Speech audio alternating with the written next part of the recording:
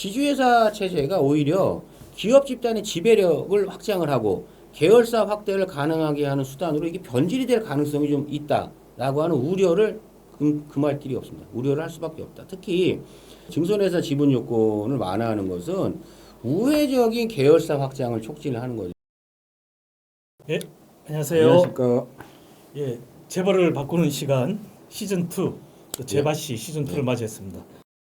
저번에 첫 번째로는 저희가 큰 틀에서 한번 일자리 문제, 저번에 재벌이 가져오는 또 문제를 한번 짚었는데 오늘은 그 지주회사 제도를 좀 그렇죠. 들고 왔습니다. 지주회사. 이제 잘 아시겠지만 그때 이재명 대통령께서 거기 이제 샘 올트만 그 해동하는 자리에서 그때 당시 좀 그 언급을 했었죠. 그렇죠. 특히 반도체 분야 이렇게 벤처 이쪽에 투자를 활성화하기 위해서는 이제 어떤 제도에 대해서 그렇죠. 규제를 완화할 필요 있다 하고 그때부터 해서 이제 금산분리 쪽 문제, 지주회사 제도 문제 이게 등장을 했고 현재 지금 공정거래위원회에서 그 작년 말 기준으로 업무 보고를 하면서 지주회사 제도를 개선을 하겠다라고 이제 발표를 했습니다. 그러니까 아마 지금은 이제 단계를 밟고 있는 것 같고요. 지금 정부안이 지금 그러면 나왔습니다. 나온 거죠. 예, 나왔는데 예. 그게 무슨 공론화 과정을 좀 거쳤나요? 뭐 시민사회라든가 이해관계자들 지금은 발표를 하고 지금 제대로 거치지는 않고 구름이 담는 거겠지. 좀 애매한 부분이 있습니다. 저도 그 업무 보고서 자료를 봤는데 그 지주회사하고 저쪽과 같이 돼 있습니다. 그 이제 특별법 쪽 전담산업 특별법하고 이걸 같이 묶여져 있는데 지주회사를 건드리면 분명히 공정거래법 개정이랑 해야 되는 부분인데 공정거래법 개정한다는 언급은 없었어요. 그러니까 그게 어떻게 하려고 하는지 그 국회 이제 법안들을 찾아보니까 민주당에서 비슷한 법안 하나 있는데 정부 안대로 아직 나온 법안은 제가 못 봤습니다. 자칫 잘못하면 뭐 어떤 식으로 법을 안 하고 가는 건지 아니면 특별법과 묶어서 그쪽에서 규정하고 가는지 잘 봐야 됩니다. 하여튼 특별법이 너무 많은 게 특별공화국이야 대한민국 그냥 특별법 너무 많고 들어가 보면 지주회사 우리 말은 지주회사인데 아직 지주회사에 대해서 좀 이렇게 설명해 주시면 지주회사 제도의 뼈대가 되는 게 사실은 공정거래법이지 않습니까? 공정거래법은 1980년도에 제정 공포되었고 1981년도 4월 1일에 이게 시행이 됩니다. 그래서 여기 시행되고 그때 시행됐던 공정거래법에서는 그 자체에서는 지주회사 제도에 대한 내용이 없었습니다. 그 당시 재벌 총수 그때는 뭐 80년대만 하더라도 재벌 총수 이런 건 너무나 자연스러운 당연한 거였고 재벌 총수가 있는 대규모 기업 집단의 폐해가 이제 슬슬 나타나고 있었고 그 이전에도 있었지만은 본격적으로 사회가 어느 정도 좀 경제가 좀 이제 뭐랄까 좀 성장을 하고 살림살이가 좀 폈다 할까요? 그러니까 이제 아무래도 이제 시민사회도 그렇고 이런 걸 눈여겨보게 되는 거죠. 그래서 뭐 순환출자, 뭐 상호출자, 계열사 간 채무보증 등을 통해 이게 이제 지분은 얼마 안 되는데 거대한 기업 집단을 자기 마음대로 이렇게 쥐락펴락하는 그런 지배구조가 그때 이미 형성이 됐고 이렇게 되다 보니까 경제력이 집중을 하게 되는 거고 소수에게 집중을 하게 되는 거고 그러니까 소수의 자본가 집단이 이제 경제력의 대부분을 가져가게 되는 이런 어처구니 없는 일이 벌어지고 거기에 맞물려고 당연히 사익 편취라고 하는 게 안 나타날 수가 없죠. 굉장히 다양한 부정부패가 있었고 부실을 이제 기업의 그 부실을 이제 그 계열사들에게 막 이렇게 넘기는 또 이런 다양한 문제들이 있었죠. 그래서 지주회사 제도는 이제 그러한 문제를 부추기시는 제도로 처음에는 생각이 돼서 이 지주회사를 처음에는 하면 안 된다라고 얘기를 했었어요. 그래서 초창기에 만들어진 공정거래법에는 지주회사를 인정하는 것 자체가 쉽게 말하면은 그 소수 지분의 오너십, 소유권을 전횡을 이게 뭐 제도적으로 도와주는 건 아니냐라고 하는 일각의 우려가 있어가지고 이제 안 하다가 1997년도에 외환위기 이후에 외환위기 때 아시잖아요. 이제 까보니까 이건 완전히 미로야 미로 그냥 어떻게 지분가격이 어떻게 돼갖고 이놈의 그때 막 소위 말하면 대기업이니 재벌이니 뭐 이름만 되면 알만한 데가 대표적으로 막 이제 연쇄적으로 쓰러지는데 왜 이렇게 쓰러질까? 연쇄부도가 왜 날까? 사실은 연쇄부도라고 하는 건 뭐예요, 그러니까? 응? 우리 집 앞집이 망했는데 우리 집도 망하는 거예요 지금. 아니 그 앞집 아저씨가 나하고 뭔 상관이라고. 근데 나중에 알고 보니까 다 뭐 한 집안 사람이었다 뭐 막 이러는 거니까 너무 그게 부실하게 이렇게 돼 있고 그러니까 총수가 그냥 한마디 뭐 해버리면은 그냥 가는 거야. 그냥. 그렇죠. 그래가지고 야, 이 그냥 안 되겠다. 그래서 기업을 구조조정하고 그다음에 출자 구조를 단순화하고 그다음에 외자 유치가 이것 때문에 당시 이제 안 되는 거예요. 요거는 저희가 대기업 집단하고 재벌 문제 관련해 갖고 뭐 국회 토론에도 여러 차례 얘기했습니다만은 OECD의 21세기 보고서에서도 이 얘기를 지목하고 있거든요. 재벌의 복잡한 순환 출자. 그러니까 지금 그나마 코리아 디스카운트를 해소하게 된 결정적인 계기가 이번 정부에 들어서 상법 개정을 하면서 그 투명성을 올리고 그러니까 이거 단순화했다라는 거죠. 근데 이런 거를 좀 해야겠다라고 하는 이유로 지주회사 제도를 이제 도입을 하게 된 것입니다.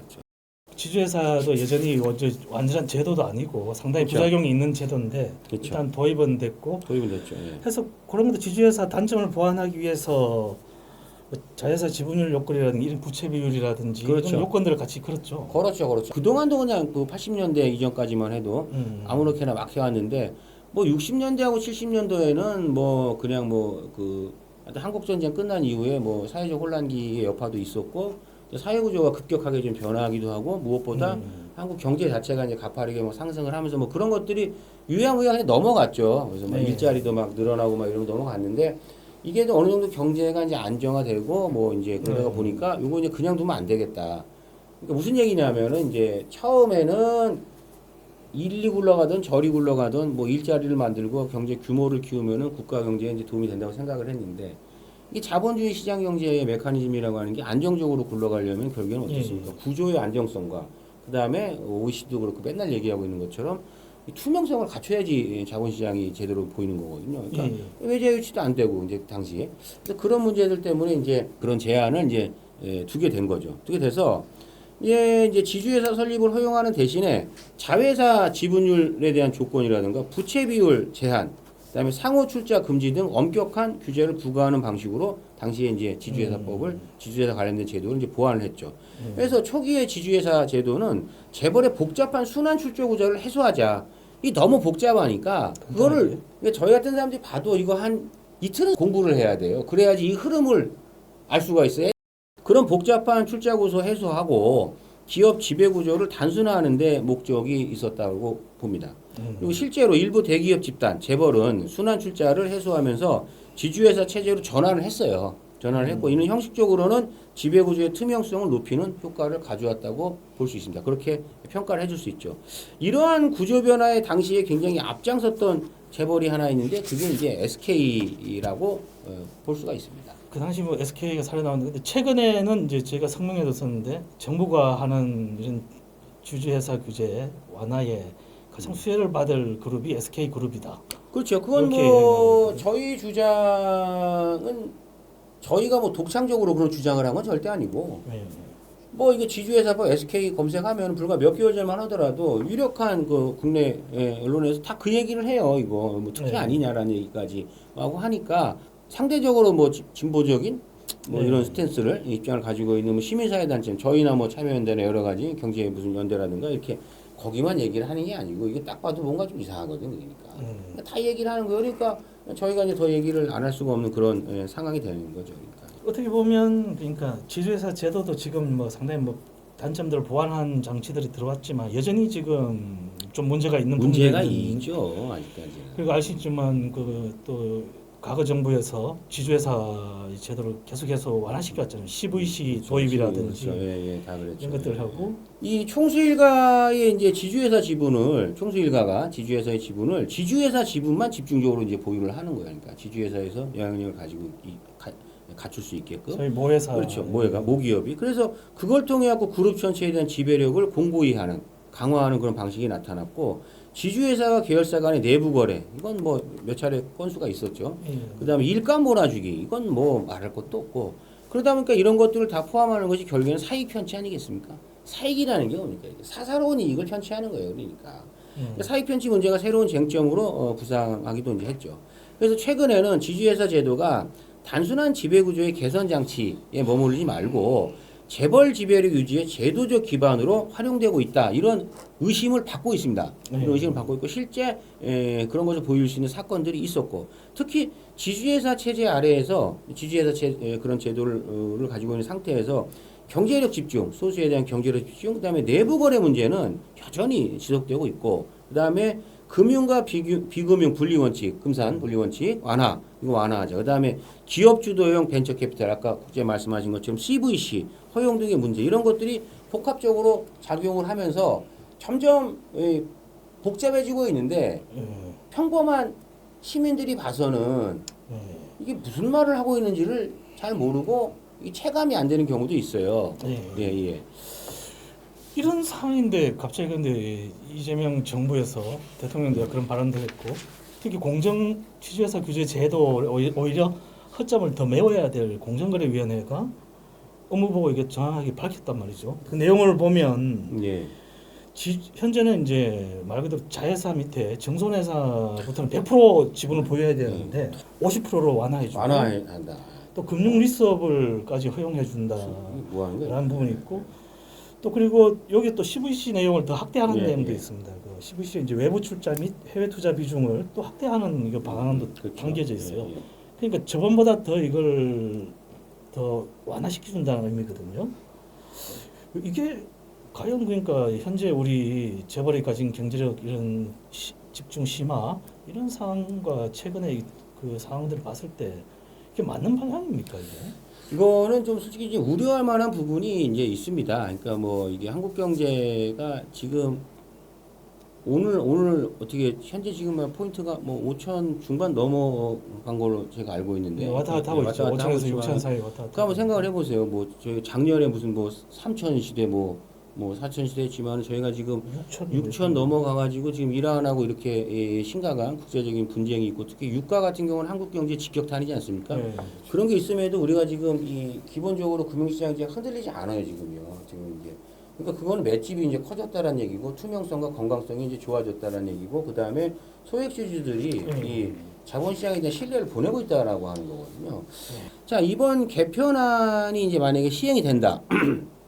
이건 저희가 계속해서 따져볼 문제겠습니다만은, 지주회사 체제가 오히려 기업 집단의 지배력을 확장을 하고 계열사 확대를 가능하게 하는 수단으로 이게 변질이 될 가능성이 좀 있다라고 하는 우려를 금할 길이 없습니다. 우려를 할 수밖에 없다. 특히 증손회사 지분 요건을 완화하는 것은 우회적인 계열사 확장을 촉진을 하는 거죠. 정상적으로 계열사가 이 시장 경제에서 공정한 경쟁을 하고 기술 개발을 하고 시장의 상품성을 갖춘 제품이나 서비스를 출시해 가지고 시장의 지배력을 올리고 뭐 이렇게 해갖고 이게 정상적인 순환 사이클에서 크는 게 아니라 그냥 우회적으로 계열사를 자꾸 확장을 하는 거예요. 막 일감 몰아주기 하고 내부 거래하고 뭐하고 하는 거예요. 근데 이거를 100%까지 해줘버리면 자기 맘대로 하라는 거 아니니까. 그렇죠. 사실은 자기 맘대로 하라는 거예요. 그리고 CVC에서 외부 출자 및 해외 투자 확대는 산업자본의 금융 기능을 강화해서 사실상 금산분리의 원칙을 일정 정도는 약화시킬 수 있다라고 하는 우려를 하는데, 처음에 금산분리로 시민사회가 치고 나가니까 당시에 그 SK 회장이 뭐 상공회의에서 무슨 회의가 가고 그거 아니다라고 뭐 얘기를 막 하면서 뭐라고 설명을 했던 그런 기억이 나는데, 결국에는 나중에 이제 본질을 보게 되면 증손회사에 대한, 그러니까 CVC에 대한 규제를 완화하라는 거였고, 그게 묘하게 이제 그 샘 올트먼 방문하고 나가지고 그 반도체 뭐 투자 맞물려 가지고 그런 얘기들이 나오기 시작을 했어요. 공정거래위원회 이제 업무 보고 자료 보면 반도체 분야 증손회사 의무 지분율을 현행 100%에서 50%로 완화한다. 마찬가지 금융 리스업도 허용한다. 지금 반도체가 특별하니까 이렇게 보고 있는 것 같아요. 약간 또 모순되는 측면이 뭐냐면, 경제력 집중 억제 등 지주회사 제도 취지를 저해하지 않는 선에서 지주회사 규제를 완화한다. 이건 무슨 말인지 모르겠어요. 경제력 집중 억제라고 하는 것이 일단 추상적이에요. 그다음에 지주회사 제도 취지를 저해하는 것도 추상적이죠. 그런 선에서 지주회사 규제를 완화하겠다라고 하면 완화하는 게 저해하는 거 아니에요? 완화하고 구체적이고 앞에 약간 모호한 거 두 개를 까는데, 그러니까 시민단체, 그러니까 시민사회에서 이제 건강한 이게 경제 질서를 바로 잡으려고 하는 저희와 같은 여러 단체들이 계속해서 이 의견을 제시하고, 그다음에 공개 토론회 장으로 불러내고, 그다음에 시민들이나 국민들 앞에서 검증 절차를 거치고 하면은, 요게 경제력 집중 억제 등 지주회사 제도 취지를 저해할 수도 있겠구나, 이렇게 공정거래위원회를 판단할 수도 있는 거죠.